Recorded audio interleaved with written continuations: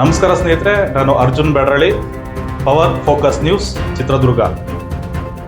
ಚಿತ್ರದುರ್ಗ ಜಿಲ್ಲಾ ಪೊಲೀಸ್ ಕಳ್ಳರನ್ನ ಬಂಧಿಸುವಲ್ಲಿ ಕಾರ್ಯನಿರತರಾಗಿದ್ದಾರೆ.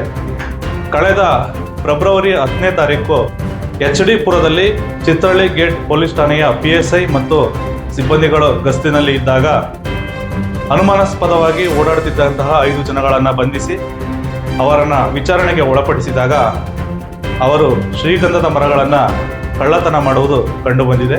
ಚಿತ್ರಹಳ್ಳಿ ಪೊಲೀಸರು ನಡೆಸಿದ ಕಾರ್ಯಾಚರಣೆಯಲ್ಲಿ 5 ಜನ ಶ್ರೀಗಂಧ ಕಳ್ಳರನ್ನು ಬಂಧಿಸಿದ್ದು 5 ಲಕ್ಷ ರು ಮೌಲ್ಯದ 75 kg ಶ್ರೀಗಂಧವನ್ನು ವಶಪಡಿಸಿಕೊಳ್ಳಲಾಗಿದೆ. ಫೆಬ್ರವರಿ 10ರಂದು ರಾತ್ರಿ ಚಿತ್ರಹಳ್ಳಿ PSI ಕಾಂತರಾಜು ಹಾಗೂ ತಂಡ ಗಸ್ತಿನಲ್ಲಿದ್ದಾಗ HD ಪುರದಲ್ಲಿ ಅನುಮಾನಾಸ್ಪದವಾಗಿ ತಿರುಗಾಡುತ್ತಿದ್ದವರನ್ನ ಹಿಡಿದು ವಿಚಾರಣೆ ನಡೆಸಿದಾಗ ಪ್ರಕರಣ ಬೆಳಕಿಗೆ ಬಂದಿದೆ. ಚಿತ್ರದುರ್ಗದ ಮಂಜುನಾಥ್, ರವೀಂದ್ರ, ರಾಜೇಂದ್ರ, ಚಮನ್ ಸಾಬ್ ಹಾಗೂ ಲಕ್ಕಿಹಳ್ಳಿಯ ಭೂತಪ್ಪ ಬಂಧಿತರಾಗಿದ್ದು ಇವರ ಬಳಿ ಮಚ್ಚು ಖಾರದ ಪುಡಿ, ರಾಡ್ ಸಿಕ್ಕಿವೆ.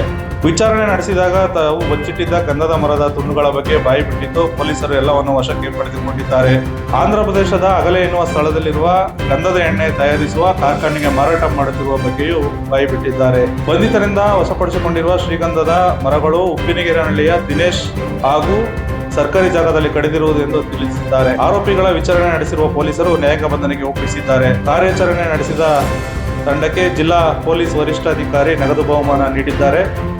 ಹೊಳಲ್ಕೆರೆ CPI ಚಿಕ್ಕಣ್ಣ ಪ್ರಕರಣದ ತನಿಖೆಯನ್ನು ನಡೆಸುತ್ತಿದ್ದಾರೆ ಎಂದು ಜಿಲ್ಲಾ ಪೊಲೀಸ್ ವರಿಷ್ಠಾಧಿಕಾರಿ ರಂಜಿತ್ ಕುಮಾರ್ ಭಂಡಾರು ತಿಳಿಸಿದ್ದಾರೆ.